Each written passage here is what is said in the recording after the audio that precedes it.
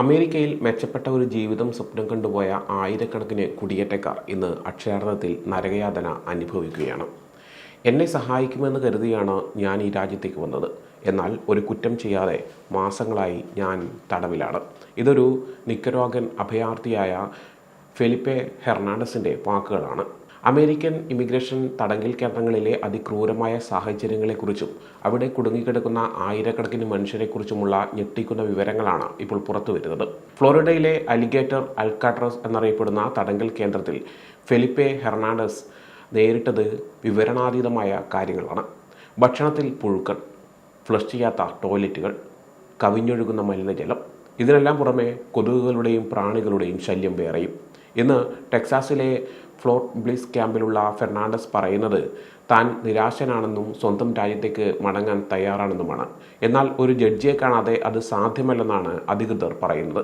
Trump ഭരണകൂടത്തിന്റെ രണ്ടാം ഊഴത്തിൽ ഇത്തരം ദീർഘകാല തടങ്കലുകൾ പതിവായി മാറിയിരിക്കുകയാണ്. ഇമിഗ്രേഷൻ കോടതികളിലെ കേസുകൾ കെട്ടിക്കിടക്കുന്നതിനാൽ തടവുകാരെ വിട്ടയക്കുന്നത് പുതിയ നയങ്ങൾ വിലക്കുകയും ചെയ്യുന്നു. കണക്കുകൾ പ്രകാരം IC കസ്റ്റഡിയിലുള്ളവരുടെ എണ്ണം ആദ്യമായി 70,000 കടന്നിരിക്കുകയാണ്. ഇതിൽ 7,000-ലധികം പേർ 6 മാസത്തിലേറെയായി തടവിലാണ്. ജോ ബൈഡന്റെ കാലത്തെ അപേക്ഷിച്ച് ഈ എണ്ണം ഇരട്ടിയിലധികമാണ്. ഇത് ഹെർണാണ്ടസിന്റെ മാത്രം കഥയല്ല. സ്വമേധയാ രാജ്യം വിട്ടു പോകുന്നവർക്ക് വിമാനക്കൂലിയും $2,600 ട്രംപ് ഭരണകൂടം വാഗ്ദാനം ചെയ്യുന്നുണ്ട്. എന്നിട്ടും ഹെർണാണ്ടസിനെ പോലെയുള്ളവരോട് ഒരു ജഡ്ജിയെ കാണുന്നത് വരെ തടങ്കലിൽ നിന്ന് പോകാൻ കഴിയില്ലെന്ന് അധികൃതർ പറയുന്നു. നിയമ ഉപദേഷ്ടാക്കൾ പറയുന്നത് ഇവ ഒറ്റപ്പെട്ട സംഭവങ്ങളല്ല എന്നാണ്. കാലിഫോർണിയയിലെ മക്ഫാർലൻഡിലുള്ള IC തടങ്കൽ കേന്ദ്രത്തിൽ സൗജന്യ നിയമോപദേശം നൽകാനെത്തിയ അറ്റോർണി അന അലീഷ്യ ഹൂട്ട കണ്ടുമുട്ടിയ ആദ്യത്തെ 3 തടവുകാരും രാജ്യം വിടാൻ തയ്യാറാണെന്ന് ഒപ്പിട്ട് നൽകിയിട്ടും മാസങ്ങളായി കാത്തിരിക്കുകയാണ്.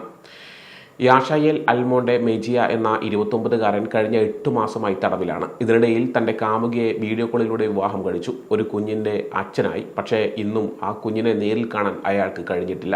പീഡന വിരുദ്ധ കൺവെൻഷൻ പ്രകാരം സംരക്ഷണം ലഭിച്ചിട്ടും ഒരു മെക്സിക്കൻ സ്വദേശിക്ക് 1 വർഷത്തോളം തടവിൽ കഴിയേണ്ടി വന്നു.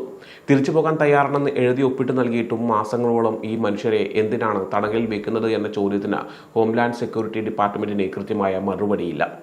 അമേരിക്കൻ സ്വപ്നം തേടിയിറങ്ങിയ ഈ മനുഷ്യർ ഇന്ന് ഒരു നിയമചക്രവ്യൂഹത്തിൽ അകപ്പെട്ടിരിക്കുകയാണ്. കുറ്റവാളികളല്ലെന്ന് ബോധ്യമായിട്ടും സ്വന്തം രാജ്യത്തേക്ക് മടങ്ങാൻ ഇവർ തയ്യാറായിട്ടും സാങ്കേതികത്വത്തിന്റെ പേരിൽ മാസങ്ങളോളം ഇരുമ്പഴികൾക്കുള്ളിൽ കഴിയേണ്ടി വരികയാണ്. മനുഷ്യാവകാശങ്ങളെക്കുറിച്ച് വാചാലമാകുന്ന ഒരു രാജ്യം അടിസ്ഥാന സൗകര്യങ്ങൾ പോലുമില്ലാത്ത ഇത്തരം കേന്ദ്രങ്ങളിൽ മനുഷ്യരെ തളച്ചിടുന്നത് എത്രത്തോളം നീതീകരിക്കാനാകും? ഭരണകൂടത്തിന്റെ പുതിയ നയങ്ങൾ ഈ മനുഷ്യരുടെ ജീവിതവും പ്രതീക്ഷയും ഇല്ലാതാക്കുകയാണ്. ഈ വിഷയത്തിൽ നിങ്ങളുടെ അഭിപ്രായങ്ങൾ എന്താണ്? ഇത്തരം തടങ്കൽ നടപടികൾ കുടിയേറ്റം തടയാൻ സഹായിക്കുമോ? അതോ ഇത് കേവലം മനുഷ്യാവകാശ ലംഘനമാണോ? താഴെ കമന്റ് ബോക്സിൽ രേഖപ്പെടുത്തുക. കൂടുതൽ വാർത്തകൾക്കും വിശകലനങ്ങൾക്കുമായി ഈ ചാനൽ സബ്സ്ക്രൈബ് ചെയ്യുക.